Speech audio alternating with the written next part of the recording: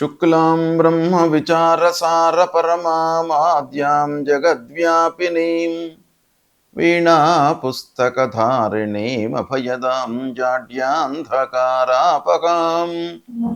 హస్తే స్ఫాటికమాలికాం విదదతీం పద్మాసనే సంస్థితాం వందే తాం పరమేశ్వరీం భగవతీం బుద్ధిప్రదాం శారదాం.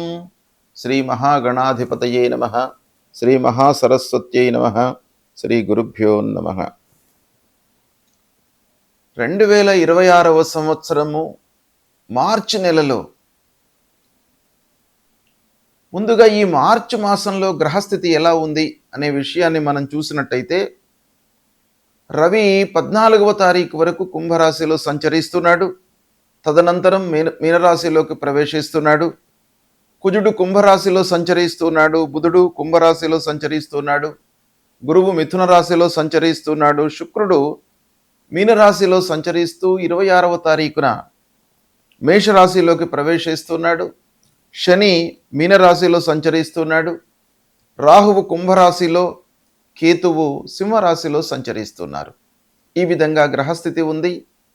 అయితే ఈ గ్రహస్థితి మూలకంగా మిథున రాశిలో జన్మించినటువంటి పురుషులకు మార్చి మాసంలో గోచార ఫలితాలు ఎలా ఉన్నాయో తెలుసుకుందాం. ఈ మార్చి మాసంలో ఉన్నటువంటి గ్రహస్థితి మూలకంగా ఈ నెలలో వృత్తిపరంగా మీరు సంతృప్తిగా ఉంటారు.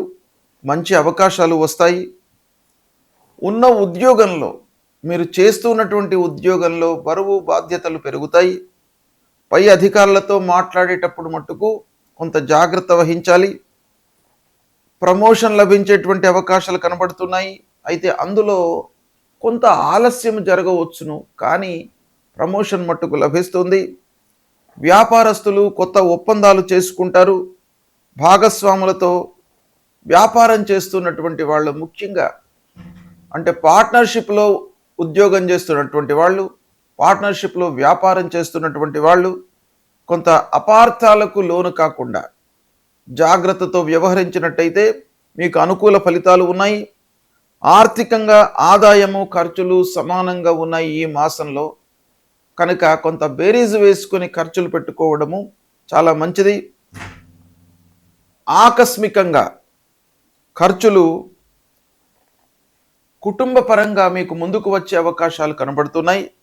ఇక పెట్టుబడుల్లో తొందరపడకుండా జాగ్రత్తగా పెట్టుబడులు పెట్టండి. సంతృప్తికరమైనటువంటి ఫలితాలను పొందుతారు. స్నేహితుల ద్వారా మీకు లాభము చేకూరుతుంది.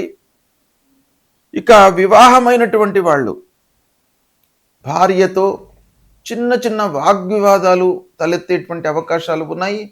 దాన్ని మట్టుకు మీరు కొంత జాగ్రత్తగా రెక్టిఫై చేసుకోవడం అవసరము. ఇకపోతే పిల్లల విషయంలో కొంత మీరు జాగ్రత్తలు తీసుకోవాలి. వాళ్ళ సెటిల్మెంటు, చదువు, ఉద్యోగము అలాంటి విషయాలలో మీరు కొంత జాగ్రత్త పడాలి. ఇక తల్లిదండ్రుల యొక్క ఆరోగ్యంపై కూడాను శ్రద్ధ చూపాలి.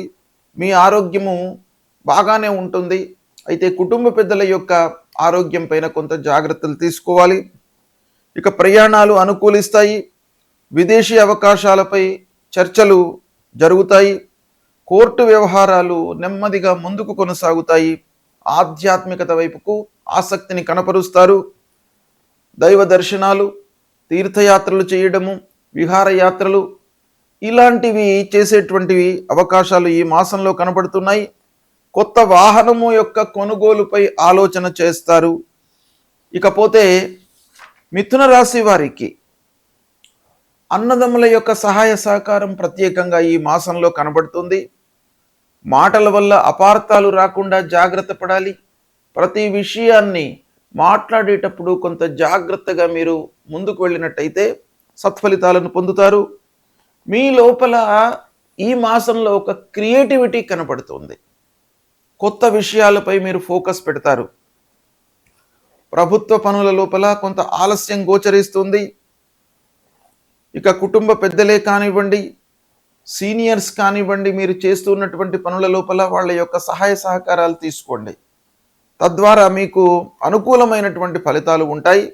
ఓవరాల్గా చూసినట్టయితే మిథున రాశి వారికి ఈ మార్చి మాసంలో ఎండింగ్ లోపల చాలా లాభదాయకమైనటువంటి ఫలితాలు కనబడుతున్నాయి.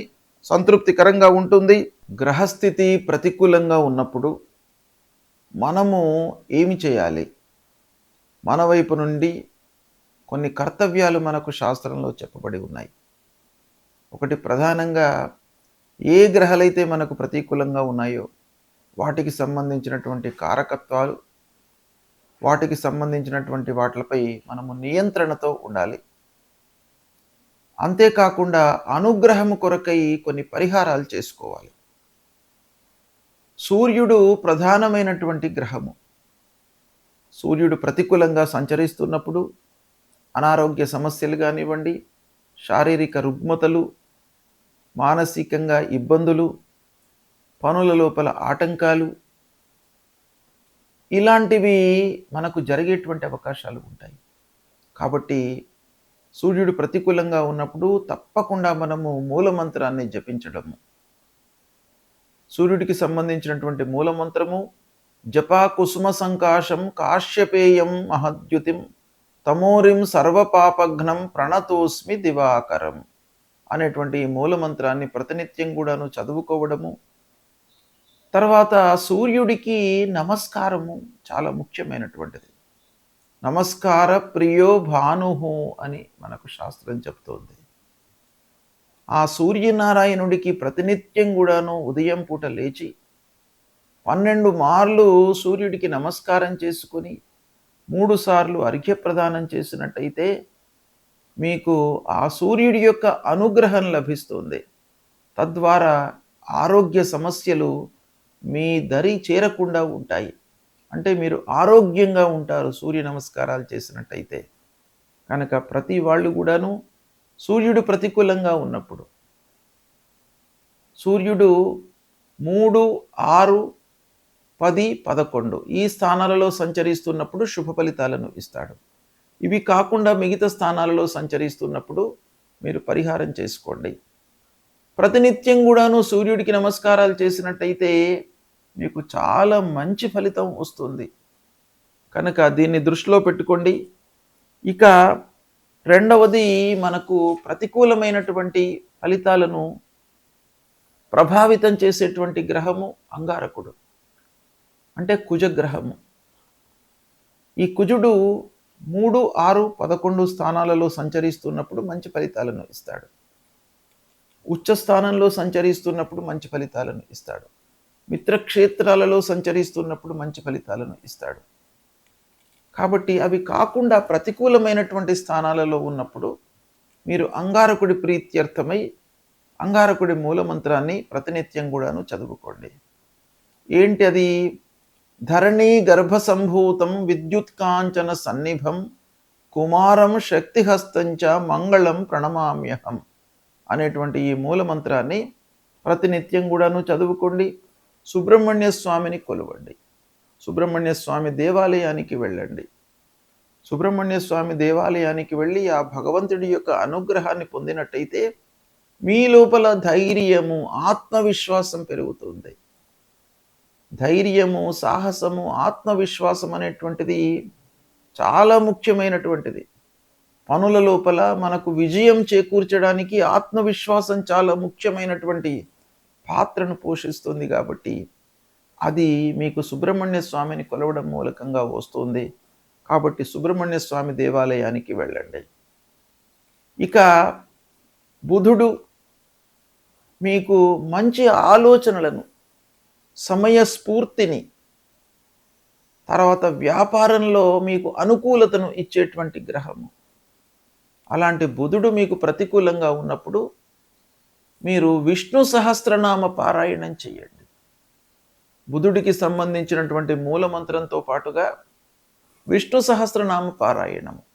ఒకవేళ విష్ణు సహస్రనామం చేయడానికి మీకు సమయము చిక్కనట్టయితే అందులో విష్ణు సహస్రనామాలలో ఉన్నటువంటి చివరి శ్లోకము వనమాలి గదీ శారంగి శంఖీ చక్రీ చ నందకి శ్రీమాన్ నారాయణోర్విష్ణు వాసుదేవోభిరక్షతు అనేటువంటి ఈ మంత్రాన్ని ప్రతినిత్యం కూడాను చదువుకున్నట్టయితే మీకు ఆ భగవంతుడు శ్రీమన్నారాయణుడు మీకు మంచి ఆలోచనలను, సమయం లోపల నిర్ణయాలను తీసుకునేటువంటి ఒక మంచి బుద్ధిని ఇస్తాడు. తద్వారా మీకు వ్యాపారంలో లాభం చేకూరుతుంది. ఉద్యోగంలో మీరు మంచి స్థితిలో ఉంటారు. మంచి పనితనాన్ని మీరు ప్రదర్శిస్తారు. ఇలాంటి ఎన్నెన్నో విషయాల లోపల కూడాను మీకు మంచి ఫలితము ఆ శ్రీమన్నారాయణుడి మూలకంగా అనుగ్రహం లభిస్తుంది కనుక ఇది చెయ్యండి మీరు. తర్వాత గురువు ప్రతికూలంగా ఉన్నప్పుడు గురు మూలమంత్రాన్ని చదువుకోవడము, గురువులను సందర్శించుకోవడము, సద్గురువుల యొక్క ప్రవచనాలను వినడము, దక్షిణామూర్తి స్తోత్ర పారాయణం చేయడము, తర్వాత మూలమంత్రము గురువుకు సంబంధించినటువంటి మూలమంత్రం ఉంటుంది. దేవానాంచ ఋషీణాంచ గురుం కాంచన సన్నిభం వందనీయం త్రిలోకానాం తం నమామి బృహస్పతిం అనేటువంటి ఈ మూలమంత్రాన్ని ప్రతినిత్యం కూడాను చదువుకోండి. తల్లిదండ్రులను సేవించండి. ముఖ్యంగా గురువు మీకు ప్రతికూలంగా ఉన్నప్పుడు 2, 5, 7, 9, 11 ఈ స్థానాలలో సంచరిస్తున్నప్పుడు గురువు మీకు మంచి ఫలితాలను ఇస్తాడు.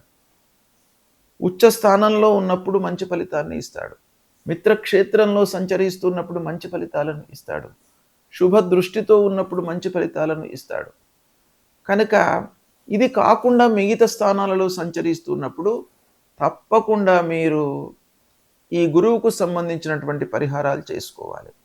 ఏ స్థానంలో ఉన్నప్పటికీ తల్లిదండ్రుల యొక్క ఆశీర్వచనము, అనుగ్రహము మీకు చాలా అవసరము.